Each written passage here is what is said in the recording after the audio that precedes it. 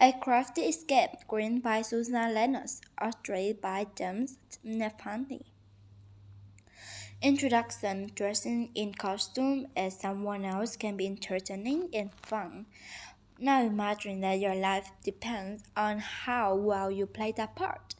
In the 19th century, that was the case for the crafts. They disguised themselves to escape being enslaved people as property. The crafts, like black enslaved people in 19th century America, were considered property. They were forced to do whatever the enslavers wanted them to do. They had not the right to enjoy white people. They were not allowed to learn how to read or write. They, uh, they could be bought and sold. They also could be starved, beaten, or even killed if they entered their slavery. In January 1863, President Lincoln signed the Emancipation Proclamation, which granted freedom to many but not all enslaved people. The original proclamation freed those enslaved in most slaveholding states. It did not pertain to Delaware, Maryland, Kentucky, and Missouri. The enslaved people in those states would have to wait 2 more years to be free.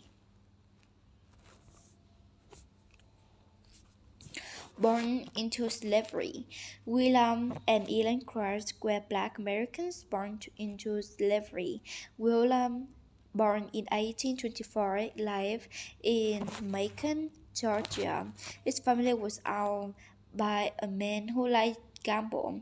To settle his debt, the man sold of the member of the William family one at a time. William was sold when he was 16 years old. He had been working as a carpenter and was quite skilled. His new slaver realized that he could get a good income from William's skill. He had William continue to work as a combine maker and earn money for him. Ellen was 2 years younger than William. Her father was a white man who enslaved Ellen's mother. Ellen's skin was very light and people didn't expect her mother was black. At the age of 11, Ellen was given to her newly married half-sister to do the work of a servant. Ellen moved to Macon with her half-sister family. There she eventually met William. A decision fueled by love. William and Ellen fell in love and wanted to be together, but marriages between slave people were complicated. They needed the enslaver's permission to wed the enslaved couple by different enslaver. The couple would not live together. In 1846, Ellen and William got permission and were married. For 2 years, they lived apart, seeing each other only occasionally. Being apart was hard for Crafts. They knew that one of them could be sold at any time, sent far away from each other.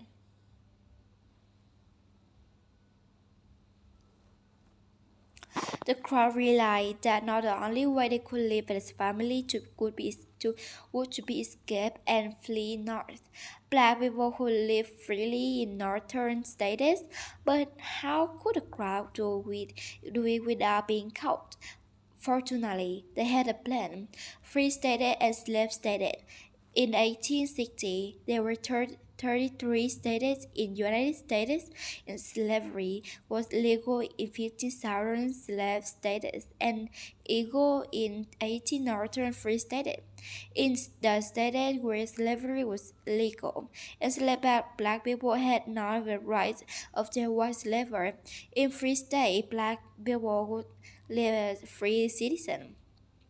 The slave states seceded from the United States to form the Confederate after the Confederate lost Civil War. The 13th Amendment to the Constitution abolished slavery in the United States, and all the states became free states. preparing and planning. The craft came up with a daring scheme. They would travel to Pennsylvania, the nearest free state, because Ellen's skin was so light. She would pretend to be the white person. William would travel with her as a loyal house servant. There was just one problem. Ellen could not travel as a woman. Women of that era did not travel alone, and they certainly didn't travel with the enslaved men. Was only one way their plan would work. Ellen had to travel the sky as a white man. Ellen was fearful at first. If they were caught, they would be harshly punished. She finally agreed when they decided how her disguise would work. The night of the escape, William would cut her hair short. He would wear special undergarments to hide her finger. She could also wear a bandage around her face and green spectacles. These could hide her smooth skin and womanly feathers. To complete the disguise, Ellen would wear one arm in a sling. Ellen was never allowed to learn to read or write. An injured arm could give her perfect skill not to have to sign her name for ticket. Traveling as a sick person could also explain William Bresson as a good servant helping his enslaver. As long as the artist apart, no one could suspect a thing. The great scare began. The, the crowd decided to leave on December 21, 1848. William had been hiding money from his cabin making for the trip. The couple asked their enslaver for some type of Christmas time off was often given to enslaved people at Christmas to celebrate with their family.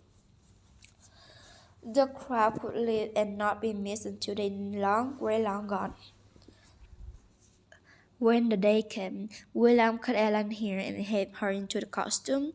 They both said a prayer and went into the town to buy train tickets to Savannah, Georgia.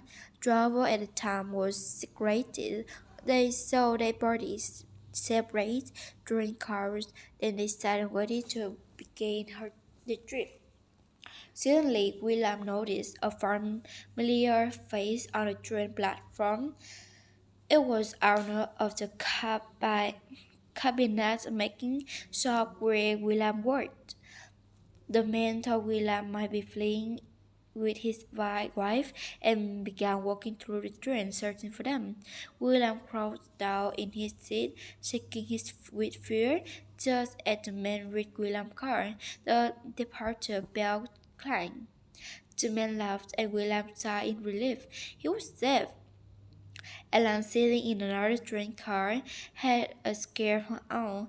When her seatmate arrived, Ellen recognized him as a good friend of her enslaver. This man was someone who had known Ellen for years. Ellen sat very still and did not dare look up. Luckily, her disguise was so convincing that the man greeted her and sat down without a second look.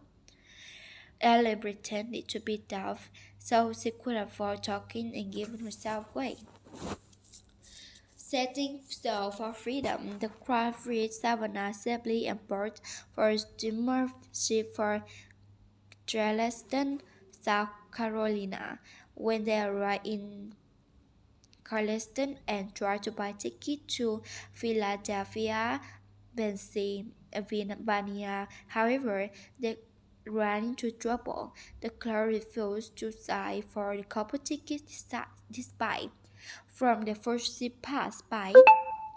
He voted for the pair and soon they were on their north again. They met their final hurdle, Baltimore, Maryland. Slave states had their borders with free states and her border patrons. These patrols take for escapes, and the Maryland border patrol stopped the craft and demanded proof of William ownership. Of course, William and Ellen had no such paperwork. They feared their quest for freedom was over, when a boarding bell sounded, the officer took pity on the pair. He ordered a conductor to let them board. They arrived safely in Philadelphia on a Christmas morning. They found friends and shelter in home of an abolitionist. Across ocean safety, 3 weeks after arriving in Philadelphia, the craft went on to Boston, Massachusetts. William got a job as a carpet maker, and Ellen worked as a seamstress. For a while, life was good for crafts. The happiness did not last. However, in 1850, Congress passed the Fugitive Slave Act. The act made it crime to protect escapes, and in free status, law officers could receive the large reward for capturing and returning escaped to their enslavers. Two bounty hunters arrived in Boston, determined to bring the craft back to Georgia. They terrified craft hid with friends, but they could not bear to live in fear. In December 1850, they set out on another journey, this time to England. The long trip home, the couple settled in West London and had 5 children. They gave literature against slavery throughout Great Britain. In 1860, William published a book about its escape. The Crofts became teachers, ran a boarding house, and went into business to support the family. In 1870, several years after slavery had ended in the United States, William and Ellen returned to their homeland. They settled outside Savannah, Georgia, purchased a farm, and founded 2 schools for black people. However, the end of the slavery didn't mean to end the craft struggle against an unjust society. White people who opposed equal rights for black people burned down those schools. In 1873, the craft started another school in Georgia. Anger and harassment by white people forced them to close down. Afterward, the craft lost the land and because no bank could loan them money they needed for the farm. In 1890, they moved in with a daughter and lived with her until they died. In the end, they achieved what they wanted most from life. They raised a family that could not be torn apart by slavery and lived out their lives together.